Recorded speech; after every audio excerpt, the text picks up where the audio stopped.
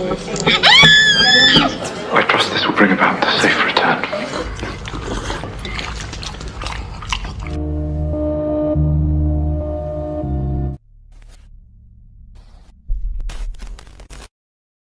Dipersembahkan oleh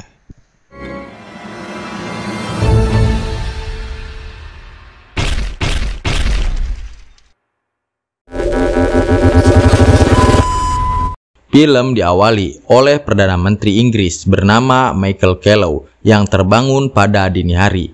Kellow menerima sebuah telepon yang memberitahunya bahwa salah satu putri kerajaan Inggris bernama Putri Susana telah diculik dari semalam. Kemudian sebuah video diperlihatkan pada Perdana Menteri. Sang putri mengatakan bahwa dia akan dibunuh jika Kellow tidak mengikuti keinginan si penculik. Konyolnya, sebagai tebusan, si penculik meminta sang Perdana Menteri untuk melakukan blaam-blaam dengan seekor babi. Tidak hanya itu, si penculik juga meminta adegan itu ditayangkan secara live di stasiun TV nasional Inggris pada jam 4 sore. Hal itu diminta agar Kellow, sang Perdana Menteri, tidak bisa memalsukan adegan itu.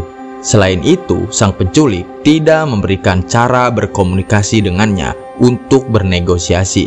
Situasi ini membuat pemerintah Inggris sangat terpojok. Kellow yang mendengar itu tentu saja menolak untuk melakukan hal menjijikan itu. Dan ia memerintahkan timnya untuk melakukan apapun yang terpenting si penculik tertangkap sebelum tenggang waktu yang diberikan. Dia juga meminta agar hal ini tidak diketahui oleh masyarakat luas. Lalu Kellow diberitahu bahwa permintaan ini dilakukan oleh si penculik melalui video yang telah diunggah ke YouTube. Dan hingga saat ini video tersebut sudah ditonton sebanyak 50.000 orang dan juga menjadi trending di Twitter. Namun video itu telah dihapus setelah 9 menit penayangannya, yang mana video tersebut pasti sempat didownload oleh para netizen yang terlalu memiliki waktu luang. Trending on Twitter. Princess Susanna's been kidnapped. Sexual intercourse with her. Is it not on the news? Di pagi harinya, media Inggris mendapatkan peringatan dari pemerintah untuk tidak menayangkan berita tersebut. Namun masyarakat dibanjiri oleh media luar negeri yang memberitakan hal itu. Tak mau kalah traffic, media Inggris pun mulai memberitakan aksi penculikan itu. Namun sayangnya, publik sudah terlanjur mengetahui hal itu setelah menonton video dari YouTube yang tersebar luas. Awalnya publik sangat bersimpati pada Kellow dan mayoritas masyarakat Inggris meminta Kellow tidak melakukan permintaan si penculik. Namun beberapa akun di Twitter mulai membahas berita tersebut dan mengejek Kellow serta istrinya yang bernama Jen. Dalam hitungan jam, video YouTube tadi sudah ditonton lebih dari 18 juta viewers.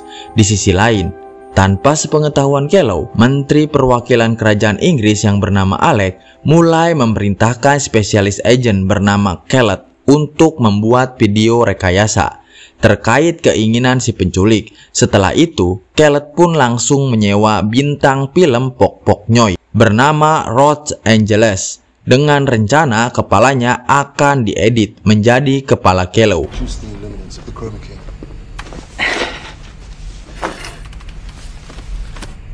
Sayangnya, salah seorang staf di studio sengaja mengambil sebuah foto si bintang panas itu, lalu menguploadnya ke sosial media dengan caption bahwa dia sedang bersama pihak pemerintah. Dengan bukti itu, si penculik merasa ditipu. Hal itu mengakibatkan dia mengirim sebuah video dan sepotong jari pada salah satu stasiun TV. Potongan jari itu diduga milik Putri Susana yang sengaja dikirim atas konsekuensi kecurangan dari pihak pemerintah. Hal ini membuat Kellow adat-adatan pada Alex yang berusaha menipu si penculik tanpa sepengetahuannya. Masyarakat yang menyaksikan hal tersebut beramai-ramai meminta Kellow untuk segera memenuhi permintaan si penculik, yang kemudian membuat istri Kellow merasa sangat tertekan dan memohon pada suaminya untuk tidak melakukan hal itu. And if they don't find her, why are you lying? What? You're lying. Jane. Di sisi lain, Kellow juga mendapatkan telepon dari Ratu Kerajaan Inggris yang memintanya untuk melakukan apapun, asalkan Putri Susana bisa selamat. Alhasil, permintaan itu membuat Kellow sangat tertekan. Lalu, pasukan bersenjata dikerahkan untuk menyerbu tempat pertama kali video itu diunggah. Di sini, seorang jurnalis bernama Maleka telah mengetahui rencana penyerangan itu. Informasi itu bisa ia dapatkan setelah menyuap seorang staf pemerintahan dengan mengirim pap tete. Sat emang. He's at college or something. They should be there by now. The Guardian are running a Kemudian Maleka pergi ke lokasi penyerangan yang berniat untuk merekam aksi tersebut. Yang ternyata itu adalah perangkap dari si penculik dan tidak ada siapapun di sana yang bisa ditangkap.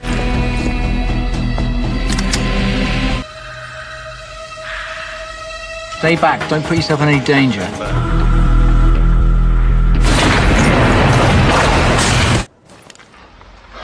It's a decoy.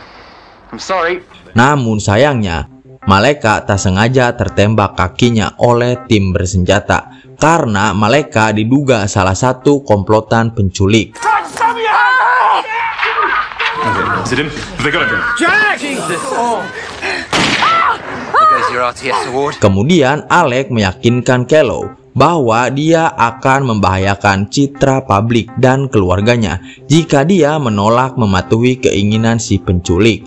Bahkan penolakan Kellow juga dianggap penolakan kepada permintaan partai, publik, serta kerajaan Inggris. Awalnya tidak mau. Akhirnya Kellow terpaksa menyetujui untuk melakukan adegan tidak pantas itu. Karena waktu sudah hampir menunjukkan waktu 4 sore, masyarakat pun berkumpul untuk menonton acara tersebut. Hingga tempat wisata, jalanan, dan panti pijat menjadi sangat sepi. This broadcast will become illegal.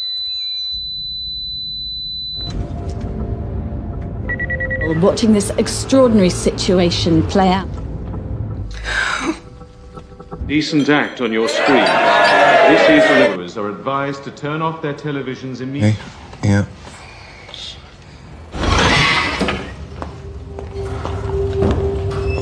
An official announcement. In a few minutes. Dalam hal ini, segala kepemilikan rekaman, video, dan foto dari adegan ini akan dinyatakan sebagai perbuatan melanggar hukum. Tidak lama setelah itu, terlihat Kellow masuk ke dalam studio yang terdapat babi di dalamnya. Sebelum dia mulai, Kellow mengatakan kepada masyarakat bahwa hal ini ia lakukan hanya untuk menyelamatkan nyawa Putri Susana. Dan dia sangat mencintai istrinya, serta memohon maaf kepada Tuhan dengan apa yang akan segera ia lakukan. Pada akhirnya, dengan berat hati, Kellow pun melakukan blaem-blaem dengan seekor babi, sambil disaksikan oleh 1,3 miliar orang di seluruh dunia. Hal ini membuat banyak respon di masyarakat, dari rasa simpatik, jijik, yang membuat mereka menonton aksi bersejarah ini.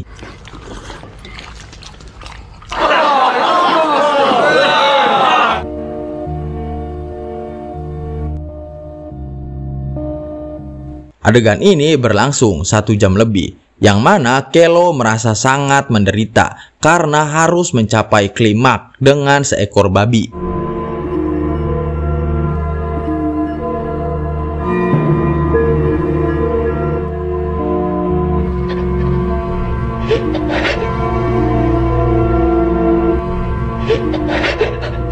Kemudian scene berpindah pada Putri Susana yang ternyata telah dibebaskan sejak 30 menit sebelum acara siaran langsung itu dimulai. Putri Susana diketahui dalam kondisi baik-baik saja, namun Putri Susana masih dalam pengaruh obat bius yang diberikan si penculik. Tetapi tidak ada seorang pun yang mengetahui hal itu, dikarenakan semua orang sedang sibuk menanti dan menonton adegan dari sang Perdana Menteri dengan seekor babi. Ternyata aksi penculikan ini dilakukan oleh seorang pemenang Turnenprijs bernama Carsten Blom, di mana Turnenprijs adalah acara penghargaan tahunan yang diberi kepada para visual artis di negara Inggris. Lalu, apa tujuan sebenarnya Carsten Blom melakukan hal ini? Ternyata statement artistik yang ia buat sengaja ditujukan sebagai sebuah sindiran kepada umat manusia, di mana baik pemerintah maupun masyarakat jauh lebih fokus pada hal-hal yang menurut mereka jauh lebih menarik. Dalam kasus ini, mereka semua sangat tertarik untuk menonton adegan panas sang menteri dengan seekor babi yang ditayangkan oleh TV secara langsung.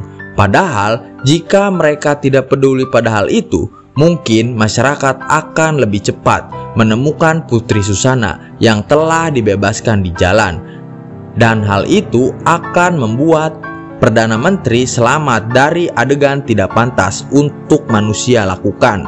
Dengan terkuaknya pesan tersebut dan fakta bahwa potongan jari yang dikirim pada stasiun TV itu bukanlah jari Putri Susana, yang melainkan jari sang penculik yang ternyata tidak ada maksud untuk menyakiti Putri Susana. Dan setelah tersampaikan sindiran itu, Carsten Blom pun sengaja mengakhiri nyawanya di saat siaran live Perdana Menteri itu ditayangkan di seluruh penjuru dunia.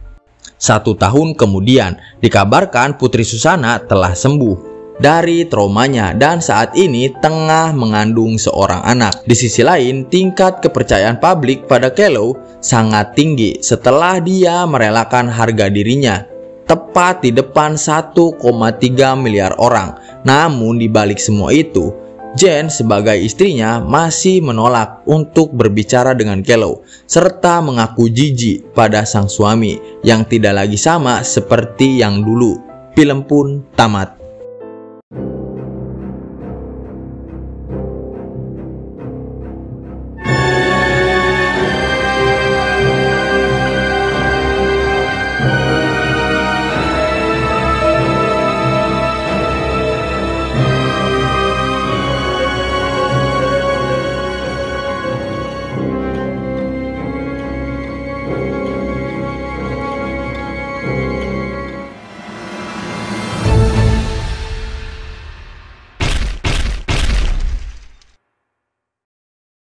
His name is John C.